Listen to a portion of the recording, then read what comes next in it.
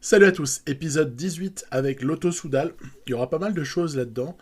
Et notamment, je vais commencer par parler de progression de coureurs, donc évolution positive ou négative, selon les cas dans cette partie.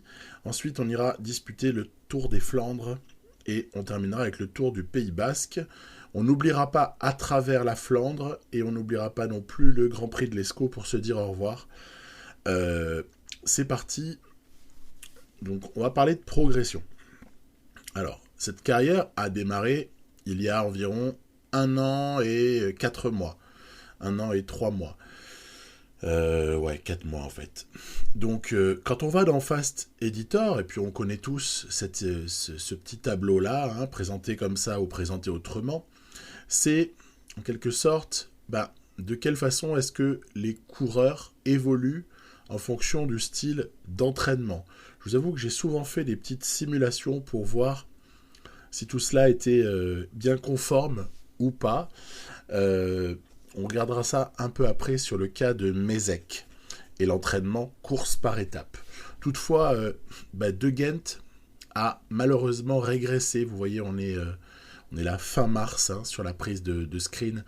Fin mars, la régression de Gent est manifeste. Alors, certes, il est encore à 78 d'overall, mais dans les notes les plus importantes, il est, pour ce qui est de gagner quelque chose, il est quand même bien en difficulté. Philippe Gilbert, 38 ans, est encore très performant, on l'a vu, encore même à l'épisode précédent. Je le maintiens en entraînement baroudeur, parce que c'est le moins mauvais que j'ai trouvé pour les vieux coureurs dont je ne veux pas qu'ils perdent trop leurs caractéristiques, même si forcément ils les perdent un peu. Donc Philippe Gilbert a également baissé. On a qui suit lui par contre un entraînement course par étape pendant 1 an et classique du Nord depuis le 25 octobre 2020 quand j'ai dû reconfigurer les entraînements à l'arrivée des nouveaux coureurs. Tim Wellens, en fait, c'est simple, n'a pas bougé depuis le début de partie. Vous voyez, il est dans l'âge où on évolue probablement plus trop, mais on ne perd pas non plus. Degenkolb, un petit peu le même cas. Un petit peu le même cas pour Degenkolb, qui n'a pas non plus spécialement régressé, même pas du tout. Hein, il s'est maintenu. C'est marrant parce que visuellement, comme ça, moi j'avais eu l'impression qu'il avait un peu perdu. Mais en fait, pas du tout. Il a les mêmes notes presque 1 an et demi après le début de partie. En même temps, il a 31 ans. Donc ça peut aussi expliquer une stabilité qui peut-être annonce des lendemains un peu plus délicats. Pour ce qui est de Stef Kras, ça c'est l'exemple typique de l'équipier qu'on aurait peut-être voulu voir évoluer. Il a 24, 25 ans, voilà. Il est entraîné en course par étape. Et en vérité, lui, il n'a pour ainsi dire quasiment pas évolué. Son évolution a été tellement minime qu'il est difficile de voir, oui, des petits plus 1 par-ci par-là, mais c'est vraiment très faible. Pour ce qui est de Harm Van Hauk, c'est un peu le même topo. Pourtant, il est un petit peu plus jeune. Il faut croire que le potentiel n'était vraiment pas dingue. Et de la sorte, on a aussi eu une évolution très mesurée pour Harm Van Hauk. Donc voilà, hein, c'est comme ça, c'est parti. On peut pas avoir tout le monde qui évolue très vite. Pour ce qui est par contre du jeune Mézec, alors ça c'est un screen de avant que je le recrute, quand je l'ai repéré vers le 15 juillet environ, avant sa signature. Ça c'est pendant la progression qui a eu lieu avant même qu'il rejoigne l'équipe, mais il avait déjà signé chez nous, vous voyez. Et ensuite, il a encore évolué le bougre. Au 1er janvier, voilà où il en était. Il était déjà à 75 de montagne. Alors là, je vous avoue que j'ai utilisé un entraînement course par étape. Hein. En plus, même là, c'est un screen du 21 mars, mais en fait, déjà au Strade Bianche, je me souviens il avait déjà évolué une nouvelle fois, pour ensuite réévoluer d'ici au 31 mars et pour devenir du coup quelqu'un d'absolument redoutable. Alors du coup, j'en profite pour vous montrer un petit truc que j'ai déjà essayé de simuler moi sur certaines parties du passé. J'avais notamment fait des tests sur Van Der Poel, sur Lutsenko. J'avais comme ça essayé de voir un petit peu, comparer les types d'entraînement. Par exemple, on voit que le course par étapes, ben, le jeu ne ment pas avec son tableau. C'est quand même bel et bien montagne et récupération qui sont quand même prononcées. Après, attention, hein, suivant avec qui vous faites vos statistiques, vos tests, quoi. Forcément, suivant avec qui vous le faites, il y a plus ou moins de potentiel à exploiter. Hein. Quand on compare Mézec à cette moyenne de progression, de course par étape, ben on obtient quelque chose d'assez démesuré quelque part. On se dit, ouais, mais c'est pas possible, il a surprogressé en 3 phases. Hein. En 3 phases, en fait, moi je comparerais un peu à Remco, en fait, à l'époque, là, quand j'avais Remco qui évoluait. Mézec suit une évolution un peu, pour ce qui est de la progression en course par étape en tout cas, un peu à la Remco Evenepoel, avec évidemment chacun ses forces, ses faiblesses, son potentiel, etc. Donc, de toute façon, on n'arrivera pas à gagner, avec un coureur, à gagner des notes au-delà de ce qui est son potentiel. Il est évident que si vous avez un type qui est plutôt rouleur-grimpeur, enfin un peu polyvalent d'ailleurs comme Remco Evenepoel, on peut pas trop le comparer à Mézec, mais c'est le truc le plus ressemblant que j'ai trouvé, en tout cas au niveau des évolutions et du comportement à l'entraînement, c'était Remco. Pour ce qui est de Krejci, mine de rien, le gars a bien évolué. Vous voyez, par exemple, il a encore pris des notes entre janvier et mars pour en faire quelqu'un de vraiment intéressant. Alors lui aussi, je l'entraîne en course par étape parce que je trouve, enfin, ça c'est vraiment très personnel, mais je trouve que le course par étape est un petit peu plus intéressant que le grimpeur, pour en tout cas moi ce que je vise dans mes développements à moi. Après il y a des gens qui ont préféré l'entraînement grimpeur, hein, bien sûr. Hein. Moi je trouve que le course par étape c'est un très bon compromis. Hein, quand j'ai le choix, c'est plutôt celui-là que je prends. Ou alors carrément le classique du Nord, mais ça j'en parlerai dans un autre épisode, dans une autre série. Je ferai un zoom sur le classique du Nord. Mais en tout cas, voilà, moi j'estime que le course par étapes, c'est quand même le meilleur compromis quand on veut développer des types un peu en polyvalence, montagne, vallon, etc. Petit Pasqualino a suivi une jolie progression, mais pas démente non plus, quoi. Elle est pas digne de Krejci et encore moins de Mézec. Donc voilà, c'était pour faire le petit point évolution des uns et des autres en ce début de vidéo. Et puis évidemment, nous, on avait un à travers la Flandre à disputer, à travers la Flandre où nos têtes d'affiche, voilà, Wellens est revenu de Catalogne, donc il se joint à l'équipe, il y a Gilbert, Degenkolb et Tim Wellens. Alors j'avais un fantasme un peu dingue en ce début janvier, même voilà, comme je vous le disais juste avant, 25 octobre, quand j'ai changé l'entraînement de Wellens, je me suis dit, est-ce que avec ces notes-là, on pourrait pas en faire quelqu'un qui, un petit peu comme dans la réalité, hein, où Tim Wellens s'aligne sur les courses flandriennes, en tout cas, hein, et a peut-être quelques espoirs. Je pense pas qu'il s'aligne non plus en sachant d'avance qu'il ne gagnera jamais. Et je me disais, ce serait pas mal, parce qu'il faut penser aussi à l'après-Gilbert. Degenkolb, c'est encore un autre registre de coureurs, mais pour penser à l'après-Gilbert, je me disais, si tu arrives à développer Wellens comme un classic man, hein, ça peut être sympa. Voilà, donc c'était mon projet. Donc dans cet épisode, ça va être un peu un premier test. Attention, hein, un premier test avec peu d'entraînement, avec peut-être pas énormément de marge de progression si le coureur est considéré comme ayant atteint déjà un certain plafond et ne possède pas le potentiel de progresser forcément énormément. Ça, je l'ignore. J'aime bien jouer à l'aveugle au niveau des marges de progression. Hein, j'aime bien ne pas savoir quel est le potentiel d'un coureur ou d'un autre. Donc, un petit peu à l'aveugle. En tout cas, on s'amène vers, sur ce à travers la Flandre, avec 3 têtes d'affiche potentielles. On verra un petit peu, suivant les circonstances de course, lequel on privilégie. Il y en a un, c'est marrant, qui est toujours à la rue, là, dans mes équipiers. Donc lui, je peux vous dire qu'il va pas faire long feu à la fin de la saison. C'est Klug. Kluge, je commence à en avoir ras-le-bol. Parce qu'il se fait tout le temps lâcher. Il est rarement, rarement présent au soutien de ses leaders. Akeout, c'est pas pareil. Là, je l'avais fait décrocher pour une histoire de bidon, puis il avait subi sur un secteur pavé. Bon, on n'attend pas la même chose. Pour Kluge, c'est vraiment, vraiment pénible. Je pense que la note en dessous de 60 en vallon de Kluge ne doit pas y être pour rien. Du coup, le mec, en fait, dès que ça grimpouille un peu, là, il se fait démonter, quoi.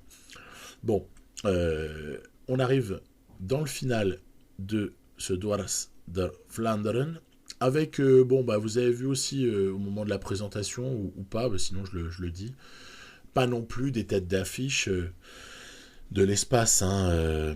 Il n'y a pas Van Aert, il n'y a pas Sagan, etc. Hein. Van Der Poel n'est pas présent. Donc Lotto Soudal est relativement dominant en alignant une équipe pareille.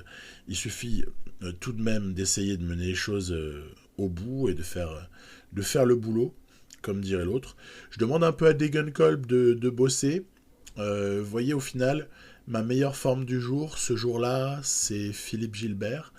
Mais je me demande quand même s'il n'y a pas moyen de jouer le coup un peu en traître pour faire triompher Wellens. Et délibérément, je fais bosser Degenkolb. Donc là, on sort d'un joli secteur à nouveau, et on entre vraiment, vraiment dans le final, juste après, voilà, ce petit passage qu'on connaît tous sur PCM, on le retrouve dans plusieurs courses, puisque les monts flandriens, à exception de Gand-Wevelgem, par exemple, pour ce qui est des plus prestigieuses, on les retrouve quasiment dans toutes les Flandriennes, hein, que ce soit le Vieux Quarmont, le Paterberg. On retrouve comme ça des monts qu'on connaît bien, pas toujours dans le même ordre, hein, c'est ça qui fait tout le piment. Allez, c'est sorti là, il faut regarder un petit peu de quelle manière on peut maîtriser tout ça. Gilbert, Wellens vont accompagner les meilleurs. Il y a quand même Nassen et Bettiol, hein, c'est pas non plus, il n'y a pas non plus personne, hein. Kung également, on a De Bussere. Donc il y a quelques jolis coureurs. Attention devant, ouais, j'ai pas voulu laisser partir parce que il y a Pedersen là qui se fait la malle, et si on fait rien, je pense qu'il y a moyen de se faire étaler. Donc il va falloir réagir. Là, c'est obligatoire. Mes rêves de promouvoir Wellens pour la victoire éventuelle tombe un peu à l'eau. J'ai dû contrer violemment ici avec Philippe Gilbert, sinon je pense qu'on était battus. Et évidemment, Gilbert là va terminer si proche du but, avec encore pas mal de barres jaunes, mais avec la descente, il y a un peu de rouge qui se reconstitue. Bref, un peu peinard, le Fifi. Il gagne ici. Bon, à un moment donné, je vous dis, je me suis rabattu. Rabattu sur Gilbert, sinon ça passait pas, je pense, pour Tim Wellens, qui fait quand même top 3, ça va. Mais bon, voilà, Bettiol, Nassen, on notera Kung, on notera Mats Pedersen, etc., etc., dans le top 10.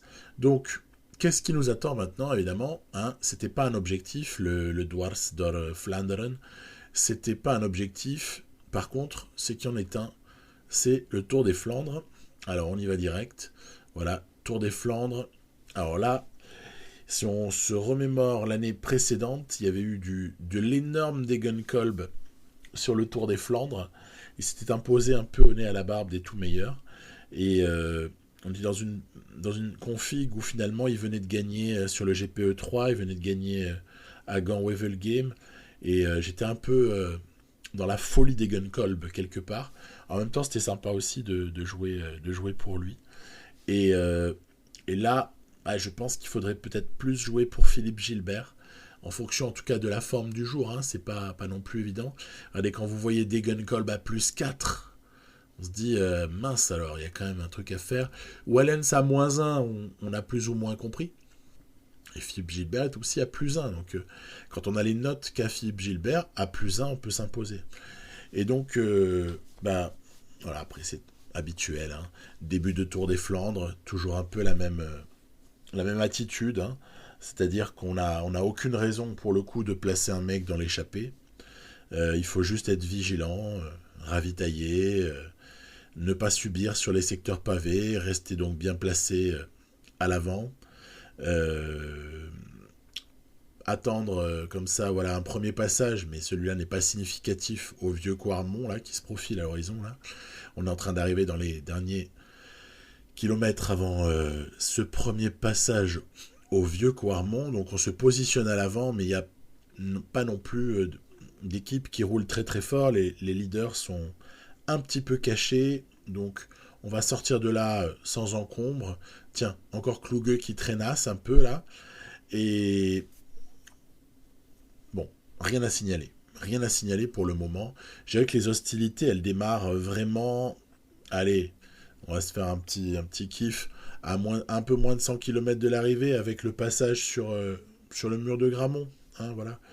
Donc c'est à peu près là qu'on commence à pouvoir avoir des gens qui se font lâcher, des trous à boucher, des petites circonstances de course qui peuvent donner des idées ou créer des opportunités. Voilà, donc on est placé évidemment dans le mur de Grammont. Aucun effort superficiel, superflu à faire avec Wellens, par exemple, si l'on veut qu'il lui reste suffisamment de barres pour pouvoir exister le plus longtemps possible. Par contre, on voit quand même qu'il y a eu des différences de fait. Dillier, Viviani notamment, Remco, ça bosse pour Jongels, pour Lampard, ou plutôt pour Asgreen, du côté de la Deceuninck Quick-Step. On a vu Greg Van Avermaet qui était un peu lâché aussi sur ce coup-là. On a voilà, comme ça quelques types qui sont très très forts et qu'on doit retrouver devant, qui se sont fait un peu piéger.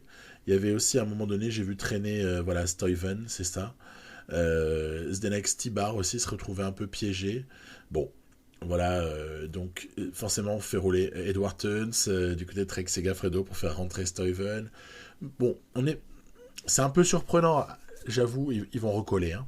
Ça va pas être définitif. C'est un peu surprenant que ces types-là se soient fait avoir sur le mur de Grammont et donc derrière ils ont subi parce que quelque part il y a des relances, il y a des équipiers qui roulent très fort. Il faut être dans le bon groupe, quoi. Si t'es pas dans le bon groupe, déjà tu te tires une balle dans le pied au niveau de la barre restante à la toute fin quand la décision se fait. On le sait autour des Flandres. La décision, elle se fait sur le dernier enchaînement, hein.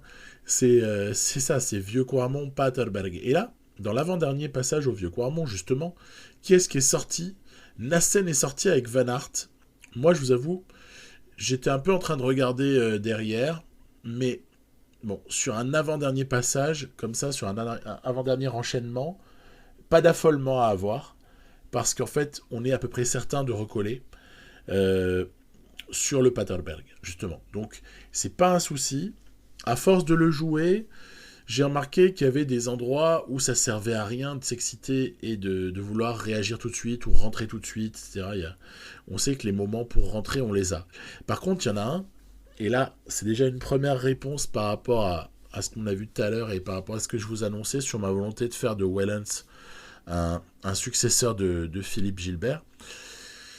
Ben voilà, les pavés, vous voyez, on n'a même pas eu besoin d'attendre le dernier enchaînement Vieux Quarmont-Paterberg pour que Tim Wellens ait très bien compris le sort qui lui était réservé. Alors, toujours les attaques dans le dos, là, c'est quand même assez épuisant, hein, au bout d'un moment.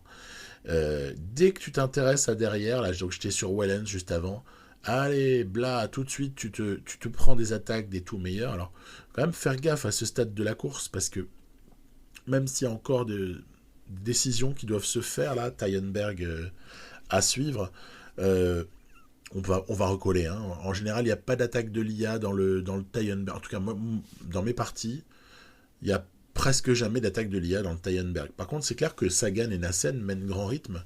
On a vu Asgreen qui a recollé au groupe Van Aert, Van Avermaet, Gilbert, Degenkolb. Je n'ai pas de raison de rouler plus que ça, parce que je ne veux pas non plus emmener sur un plateau Wout Van Aert.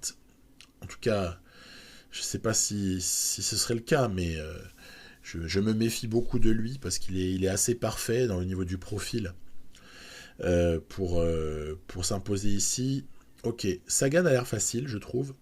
Nassen, fidèle à sa légende, avait fait plutôt plus de boulot dans l'échappée avec Sagan que Sagan lui-même, donc quand même pas perdre de vue Peter Sagan. Tiens, on va regarder un peu qui sont les battus là, parce que pour le coup, c'est assez clair. Hein. Là, l'écart, il est fait. Hein. Ah tiens, vous voyez, de nouveau, on va à l'arrière. Pam, attaque de l'IA. Donc, je vais être franc, c'est un poil relou. Bon, allez, ça fait partie. Donc, 7 hommes pour l'explication finale ici. J'essaie de protéger les Gunkolb, en fait. Voilà. Je vous avoue que si je pouvais lui faire le doublé, en tout cas à 2 ans d'intervalle, voilà, 2 années consécutives, bah, ce serait quand même sympa. En cette fin de vieux Quarmont, personne ne semble déborder les autres. C'est pas toujours le cas. Van Der Poel, où es-tu? Van Der Poel a été lessivé au même titre que Stuyven, au même titre que de nombreux autres très très gros prétendants. Ils ont été épuisés finalement par les efforts superflus qu'ils ont eu à faire à certains endroits. Allez, on est dans le Paterberg. Qui est-ce qui attaque? Nassen semble bien accéléré avec Van Avermaet. Gilbert surveillé. Ouais, parce qu'en fait, j'ai pris la route Sagan avec Degenkolb et la roue de Nassen avec Gilbert. Après, je pense me rabattre dans la roue de Wout van Aert, bien évidemment. Alors là, c'est du 2 contre 4. Allez. Il faut choisir les bonnes roues. On a une chance sur 2 de choisir la bonne roue. Mais éventuellement aussi faire preuve d'esprit offensif au bon moment. Donc, avoir un peu ce qui peut être fait. Ce qui est clair, c'est que j'ai délibérément bossé pour Degenkolb, hein. Donc il y a intérêt à ce que ça ait fonctionné, parce que sinon je vais avoir envie de me mettre des baffes. Gilbert est donc un peu au bord de la rupture, mais je crois que beaucoup de gens sont au bord de la rupture à ce moment-là. Degenkolb a beaucoup de barres. Et je me dis qu'il serait peut-être temps d'en placer une. En tout cas, on approcherait du moment où ce serait peut-être opportun, mais pas non plus de trop loin, parce que sinon on va se faire cueillir et on n'aura plus d'énergie pour sprinter. Bon, donc j'attends un petit peu, c'est toujours délicat. Allez, Sagan qui en place une, et là, évidemment, on saute dans la roue de Peter Sagan, et on essaie même de le contrer. On se dit que c'est là maintenant, c'est le moment ou jamais là. Degenkolb, c'est maintenant. Ça recolle derrière. Ce qui va nous obliger à un sprint. Sprint très très bien lancé par Van Aert, et conclu par le formidable Wout van Aert. Gilbert finalement prenant la 2e place. Je vous avoue que j'ai eu les boules parce que je pense que c'est forcément mal joué. Quand tu t'imposes pas avec l'un de ces deux-là, avec des formes en plus qui sont très bonnes pour Degenkolb, correctes pour Gilbert, tu t'imposes pas là-dessus, tu mérites une paire de claques. Maintenant, l'IA a aussi le droit de gagner, et puis c'est bien aussi de s'en prendre une petite de temps en temps. Hein. On sera que plus revanchard sur Paris-Roubaix. On ira chercher la gagne absolument pour essayer de pas se retrouver la tête basse. Voilà. Donc, sinon, pendant ce temps-là, me direz-vous, Van Der Poel est, lui, aligné entre le Tour des Flandres et Roubaix. L'IA aime bien faire ça, il est aligné sur le Tour du Pays Basque. Ça, c'est un truc qu'on a vu pas mal de fois déjà dans les carrières. Van Der Poel est là, Alaphilippe est là, il y a Tour du Pays Basque. De toute façon, c'est simple, il y a le gratin du cyclisme mondial. Sur PCM, vous avez les tout meilleurs qui sont là, que ce soit les tout meilleurs punchers, que ce soit quelques-uns des tout meilleurs grimpeurs, bref, tout le monde est là. J'ai choisi un variant 2018. On voit ici un phénomène assez cocasse, cette première étape. C'est De Beust, qui pourtant est joliment protégé par Thomas de Gent, qui s'est fait lâcher à un moment donné, avec pourtant un énorme effort. Alors certes, -3 de forme du jour. Donc on pourrait se dire, ouais, c'est parce qu'il est complètement dégueulasse ce jour-là. Alors c'est pour ça que ça marche pas. Peut-être. Mais bon, c'est pas la seule fois où ça va arriver, en fait. J'étais assez surpris de voir qu'à 85 en effort, le type se fait lâcher comme ça de l'arrière du peloton. On parle pas des tout meilleurs, là. On parle de l'arrière, c'est-à-dire des équipiers lambda qui sont largement inférieurs à De Beust pour un certain nombre. En tout cas, pour ce qui est par contre de la gestion, je protège un peu mes ecs pour le général. je suis tenté de protéger Tuns parce que Tuns a peut-être des espoirs de victoire d'étape sur ce truc-là. Pour ce qui est de plus de Ghent, ils auront leur partition à jouer un peu plus tard. On va pas trop juger. Et puis Crécy, Pasqualino, eux, on sait quel est leur rôle. Leur rôle, c'est de protéger. Donc, voilà, les rôles sont plutôt attribués. Je joue plutôt le général avec Tuns et Mézek, et les autres sont chargés d'aider, avec peu de performances attendues pour certains qui ne sont pas encore au meilleur moment de leur saison. Allez, c'est parti. C'est parti, mon Dylan. Dylan Tuns, qui se lance comme ça dans une tentative héroïque proche de l'arrivée. C'était juste avant le sommet de la dernière bosse. Vous voyez, derrière, ça roule comme d'habitude, ça roule comme des malades. Mais Tuns a cette faculté comme ça d'essayer de sprinter, et avec son jolie accélération, parce que la note est pas mal, eh bien il va quand même maintenir un certain écart avec les poursuivants, et notamment Van Der Poel, pour une victoire. Écoutez, je la prends bien volontiers. Il y avait eu une étape en Catalogne, il y avait eu l'Estrade Bianche. C'est très bien qu'il y ait cette étape du Pays Basque, ça maintient le moral de Tuns, et on va pouvoir aborder assez prochainement la flèche wallonne avec la meilleure forme possible et le meilleur moral possible. Voilà. Tadej Pogacar est là, Lutsenko, Higuita aussi, et on est de nouveau dans une étape qui est accessible à nos coureurs. On vient de s'imposer avec Tuns sur quelque chose d'assez négociable, vallonné, mais avec une arrivée relativement favorable aux joueurs humains, puisque c'est en descente, en tout cas après une descente. Et là, c'est un petit peu le même profil à la toute fin. En tout cas, on peut éventuellement reproduire le même type de stratégie, c'est-à-dire épuisement des équipiers sur la toute fin, des équipiers de l'IA. On peut également se dire que Tuns mis sur orbite, ça pourrait peut-être le faire. On va voir, pas vendre la peau de l'ours, mais la recette de l'étape 1 peut éventuellement marcher pour l'étape 2. Voilà, tout en sachant qu'on garde Mézek bien caché. Il y en a certains qui ont déjà pris un petit peu de retard dans notre équipe. C'est ici qu'on perd déjà nos illusions, si on en avait, pour ce qui est du rôle joué par de plus sur ce Tour du Pays Basque, mais il n'est pas obligé non plus d'en jouer un de rôle majeur à chaque fois qu'on va l'aligner. Donc c'est piano, le début de carrière de 2+, chez Lotto Soudal. Je sais très bien que ça va monter en puissance à un moment donné. Je ne suis pas très inquiet. Toujours est-il que là, dans ce final, voilà, il y a quand même progressivement quelques coureurs qui lâchent et des différences comme ça qui se font. À la question, est-ce que De Beust pouvait gagner ici au sprint ? Je pense qu'on a bien vite répondu. Il n'y avait pas les conditions pour s'imposer au sprint. Bon, et puis je pense que cette dernière difficulté là, avant la redescente vers l'arrivée, cette dernière difficulté était sans doute un peu trop salée pour De Beust. Donc je pense que je vais être obligé de rejouer pour Dylan Tuns, a priori, tout en laissant pas trop partir, voilà, ici. Parce que si on laisse trop partir, quand même, ça peut poser des problèmes.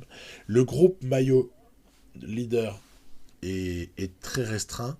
Puis je vais te tenter, Je vais te tenter. Tuns a des jambes de feu, le petit +2 là est fort sympathique. Il n'y a pas de raison qu'on s'arrête en si bon chemin. Et donc on va tenter notre coup.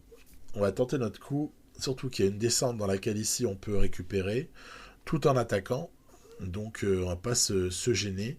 On va lancer le sprint d'un petit peu plus loin, mais avec les virages, ça a des chances de passer pour une deuxième victoire de Dylan Tuns sur la deuxième étape de ce Tour du Pays Basque. Donc là encore, je suis assez satisfait. On va dire que le boulot a été fait, voilà. Et donc Tuns solidifie, mais ça c'est un peu anecdotique, il solidifie sa première place au classement. Après, anecdotique, il y a quand même des petits écarts avec les bonifications.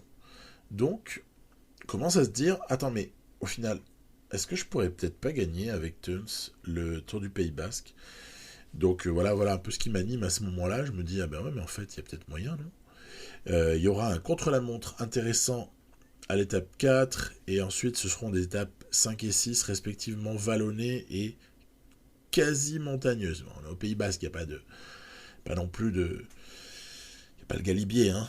Mais il y a quand même une étape 6 qui est plus difficile que l'étape 5. Voilà. Elle est peut-être plus propice aux grimpeurs. À voir, c'est dans quelques minutes.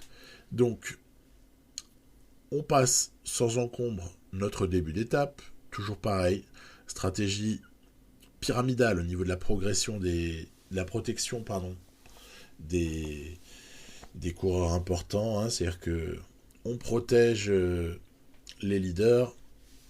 On ne fatigue pas trop ceux qui seront amenés à les protéger dans un deuxième temps. Et puis en dernière instance, si jamais il y avait un choix à faire, eh bien, il faudrait que Tuns protège Mézec ou que Mézec protège Tuns. Bon, dans une étape pareille, ça ira à mon avis. À mon avis, la question qu'on peut plus se poser, c'est est-ce que, vous voyez, ils sont encore lâchés. C'est quand même énervant, quoi. Avouez quand même. Et alors certes, pour dire ouais, c'est parce que tu es négligent avec la manière de rester dans le peloton, de maintenir sa position pour De Beust. Honnêtement, je pense pas, parce que ça m'arrive pas souvent de me faire lâcher comme ça.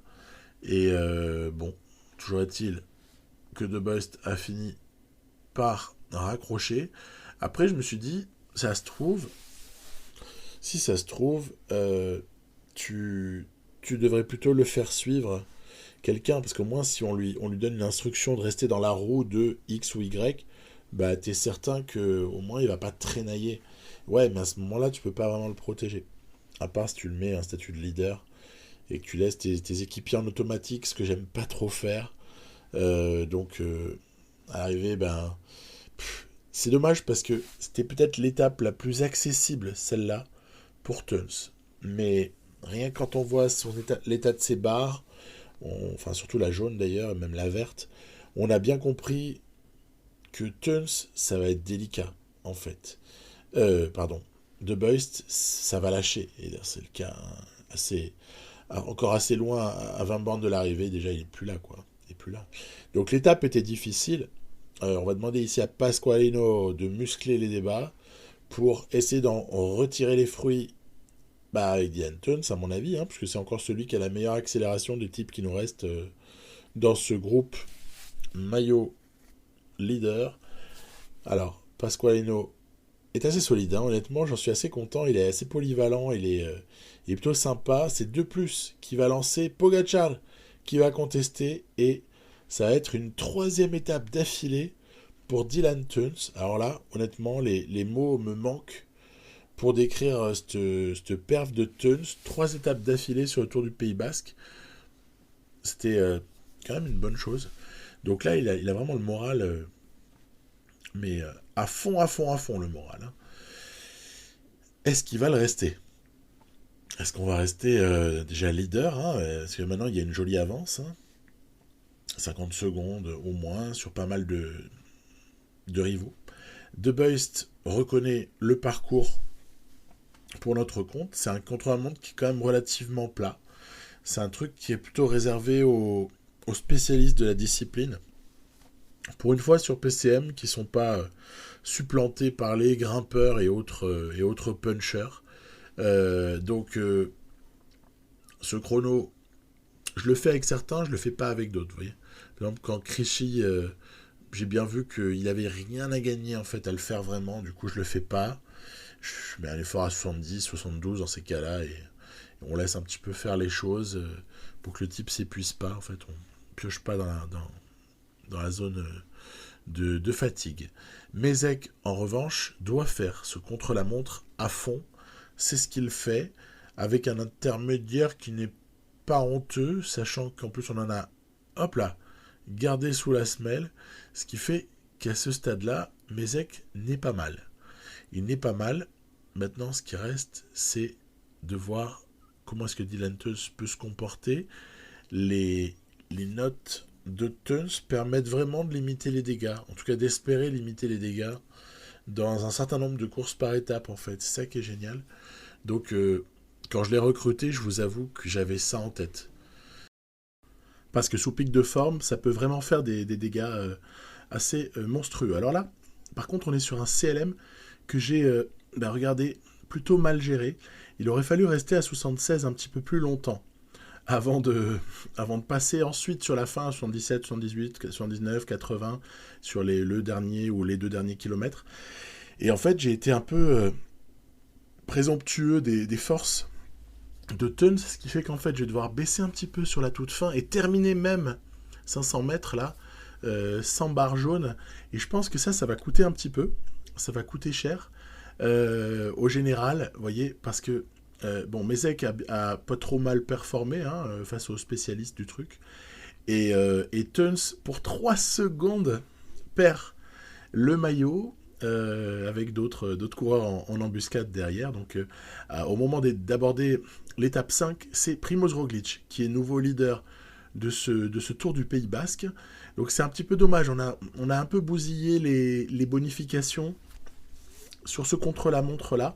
Après, il était... de toute façon, il n'y a pas de contre-la-montre qui est vraiment favorable au niveau du terrain pour Teuns, puisque si c'est de la note de montagne qui joue beaucoup, il sera défavorisé face à ceux qui ont des 80, 81 et compagnie. Et il n'y a que, à la limite, si c'était vallonné, un bon contre-la-montre bien vallonné, mais pas avec de trop forts pourcentages, qui pourrait peut-être éventuellement être bon pour l'ami Teuns. Voilà, on y réfléchira au moment de choisir un variant de Tour de France un peu plus tard là, dans la partie. Pour l'heure, ce qui m'anime, c'est plutôt d'essayer de trouver le bon Giro à vous proposer et à proposer à cette partie. Quel Giro pour la Lotto Soudal, vous pouvez sans problème me proposer des variants qui vous paraissent pertinents. Alors, j'ai pas dit nécessairement pour essayer de s'arranger pour gagner facilement, c'est pas mon objet. C'est pour que ce soit marrant, c'est tout. Parce qu'après, qu'on se retrouve avec la victoire ou pas, c'est assez anecdotique quelque part. Ce qui compte, c'est plutôt le plaisir qui est pris, le suspense, les scénarios divers et variés. Voilà. Même si les stratégies mises en place sur PCM20, je trouve, on a un champ de possibilités quand même moins grand. Moins grand par rapport à ce qu'on avait avant. J'ai remarqué un truc, tiens, c'est amusant. De plus, doit vraiment pas être trop en canne parce que je crois qu'il est en dessous des 95% en plus, donc il n'a pas le bonus +1.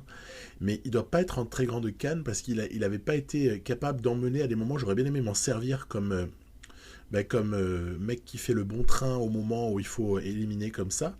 Et j'ai dû du coup faire beaucoup travailler Teuns sur celle-là. Alors, c'est vrai que du coup, le groupe à l'avant est excessivement réduit. Vous voyez, il y a Mollema, il y a Mézec, il y a Yates, Mollema, Uran.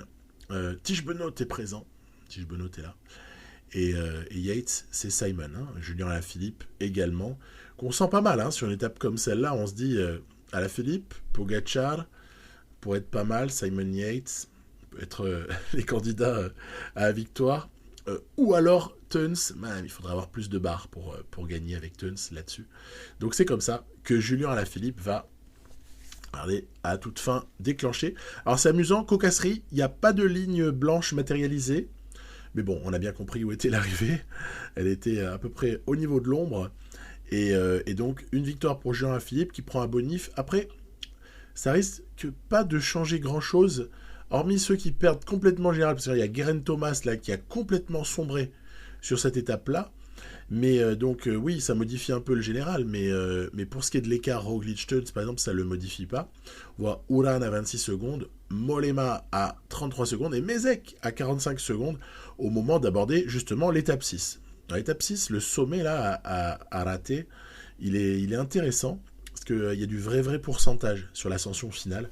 Donc on va essayer de faire en sorte de le préparer, je dirais, la meilleure manière qui soit. On se doute bien que certains vont pas être capables de nous accompagner par mes équipiers jusqu'au bout, mais justement on va essayer de les optimiser, de tirer un max de ceux qui ont quelque chose à donner. C'est pour ça que je mets De Beust très vite en protection, parce que là-dessus il n'y a aucun espoir pour lui.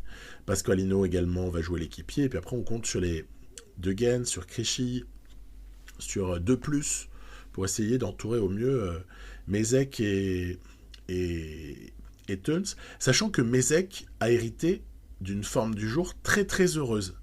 Du coup, même on pourrait se dire, putain, 45 secondes, si en fait le mec il dynamite tout dans la dernière ascension, autant il peut encore l'emporter, quoi. Hein. Donc rien de vraiment rédhibitoire. Il y a encore du suspense hein, sur ce Tour du Pays Basque, qui a étape 6, souvent le cas. Hein. Mais là, franchement, étape assez ouverte. On notera que Egan Bernal était présent sur ce Tour du Pays Basque. Mais Bernal, Carapace aussi est présent. Mais Bernal n'a jamais joué un rôle au général. Il a très très vite été complètement lâché. Donc, bon, il doit se réserver pour d'autres moments. Peut-être qu'il est en prépa pour le Giro, en fait, j'en sais rien. J'en sais rien, c'est toujours le petit suspense, là, qui est-ce qui va être aligné sur quel grand tour. Donc ce serait amusant, en tout cas, d'avoir Bernal, enfin amusant. Ça voudrait dire qu'on jouerait pour la deuxième place, mais à part ça, ce serait marrant. Allez, on y est. Donc, difficulté finale, resserrement de la route, toujours tendu là ces moments-là. Et Mollema qui part dès le début de l'ascension, pas mal. Hein. Mollema, Carapace, Yates. D'ailleurs, Yates a lâché, mais c'est Mollema qui semble tenir vraiment le coup. Alors du coup, je me sens obligé de rouler avec Mézec. Et là, le petit problème que je vais rencontrer, c'est un blocage, en fait. Voilà. J'ai Teuns qui s'est fait bloquer par des gens qui suivaient plus le rythme. Du coup, Mézec, je le fais se calmer. Parce que je me dis, il faut attendre Teuns, quoi, au maximum, parce qu'il y a quand même un danger devant, hein, avec Mollema. Uran, il est là, donc il n'y a pas de danger. Roglic, il est devant, mais peut-être qu'on peut arriver à le... Regardez, il a peut-être une cinématique qui nous laisse penser que, oui, il est en train de lâcher. Du coup, je me dis, mince, ben alors n'attends pas alors. N'attends pas avec Mézec. Tu fais sprinter. Et on va essayer de voir si on peut pas reprendre du temps. Mollema devant risque de s'imposer devant Carapace. Mézec est pas mal du tout. Vous voyez, ici, il prend quand même une troisième jolie place. Là, Pierre Latour, Dylan Teuns et un vrai écart sur Pogačar, Roglic, Alaphilippe. Uran aussi perd toute ambition au général sur cette étape-là. Ça a fait le ménage, hein. Ça a été violent. Ouais, cette étape-là, c'est le cauchemar de Emmanuel Bourgman. Hein. Souvenez-vous, en 2018, c'est là qu'il perd, alors que normalement, on le sentait gros comme une maison. Et ce jour-là, il y a eu un renversement total. Donc, Mollema s'impose au final, grâce à cette superbe victoire là, dans l'étape 6. Mollema s'impose sur le général du Tour du Pays Basque devant Teuns. Et vous voyez, le contre-la-montre de l'étape 4, il coûte excessivement cher. Hein. Il coûte très très cher, parce qu'à l'arrivée, 12 secondes, je suis sûr qu'on les perd sur le manque de barre, sur les 500 derniers mètres, ou... En tout cas, on en perd au moins quelques-unes. Voilà. Donc, bravo Mollema. Et puis là, on va... je vous propose un truc que j'ai jamais fait. Bon, vous me direz si c'est bien ou pas. Et puis, sinon, je le referai pas. C'est la petite bourse des valeurs. Ah, juste après le Grand Prix de l'Escaut. Ah oui, c'est vrai, j'ai oublié. Donc, Grand Prix de l'Escaut. Bon, ça, c'est juste histoire d'eux. Hein. J'ai fait un mini résumé parce que c'est pas une épreuve qui recèle un maximum d'intérêt, le Grand Prix de l'Escaut. Mais bon, c'est quand même sympa. Et puis, avec Degenkolb qui est opposé à des sprinters meilleurs que lui, type Groenewegen, Viviani, Ackermann, par exemple, ou Arnaud Démare, c'est toujours amusant quand même de le jouer. Juste par défi, en fait, hein, pour voir si on est capable de s'imposer ou pas. Mais après, sur la stratégie, il n'y a aucun intérêt, en fait. Il n'y a aucun intérêt parce qu'on sait très bien de quelle manière est-ce qu'on peut faire exploser ce truc. Soit on a un monstre, un mutant, et il part tout seul, mais à 4 jours de Paris-Roubaix, il est hors de question que je fatigue Philippe Gilbert sur ce genre de raid. Solo, genre tu pars à 15 bornes et tu tiens bon parce qu'en fait derrière les équipiers sont pas à la hauteur pour essayer de reprendre un mutant rouleur. Et sinon, il n'y a qu'une seule solution, c'est essayer un petit peu d'anticiper le sprint, de commencer à 3 km, entre 3 et 2,5 km, lancer un petit train et faire sprinter et profiter de ce que éventuellement la route Degenkolb n'aura pas été prise par d'autres, quoi. Donc c'est un peu ça le scénario. Du coup, là on est dans le deuxième passage sur le secteur pavé qui n'est pas très difficile. Il est classifié 2 étoiles, donc c'est pas très dur. On voit que tiens, le Jumbo-Visma il roule bien. Hein. Jumbo-Visma roule bien, ça veut dire que Groenewegen est vraiment va être amené dans un fauteuil. Hein. Donc nous on va essayer d'accélérer. pour essayer de perturber leur dispositif. Bon, accessoirement aussi rattraper les types qui ont essayé de partir là. Allez, Tsekouras, je l'aime bien ce petit Regen là aussi, il peut jouer un rôle à l'avenir lui. Et encore une fois, putain, j'essaye, vraiment, le mérite des baffes, hein, parce que j'ai pas compris que Kluge, ça sert à rien d'essayer de l'utiliser en vérité. Kluge d'ailleurs, qui s'était imposé l'année précédente sur ce Grand Prix de l'ESCO, mais ça c'était l'année précédente. Et là, on va essayer de jaillir, allez, mais sur l'accélération, il y a des gens qui vont plus vite que John. Et oui, ils vont plus vite. Notamment l'inénarrable Brian Cockard en PCM, c'est-à-dire qu'en fait le mec... 3 petits points, c'est Viviani en fait. Hein, c'est voilà. Arnaud démarre pas mal 3ème et Groenewegen. Ok. Donc, la petite bourse des valeurs du moment. Au moment d'attaquer Paris-Roubaix et d'attaquer ensuite les Ardennaises avant la Romandie et le Giro, ce qui est quand même pas la moitié d'un truc excitant. Teuns me semble vraiment pas mal. Mézec, je pense que ça peut faire très mal. Et Krejci, il est chaud également et ça pourrait claquer bientôt. Après, pour Roubaix, Gilbert, il ne faut jamais l'oublier. Wellens, on va attendre Liège parce que sinon je pense qu'on est... voilà. C'est pour Liège. Hein. Wellens, c'est vraiment planifié pour Liège. Et Degenkolb aura peut-être un peu moins performé, beaucoup moins même cette année. Et de plus de Ghent, je préfère pas encore les juger, mais c'est vrai que jusque-là, c'est inexistant. Hein, donc, voilà, petite bourse des valeurs Lotto Soudal. Je vous dis à bientôt, je vous proposais du trek ce week-end. Voilà, à plus.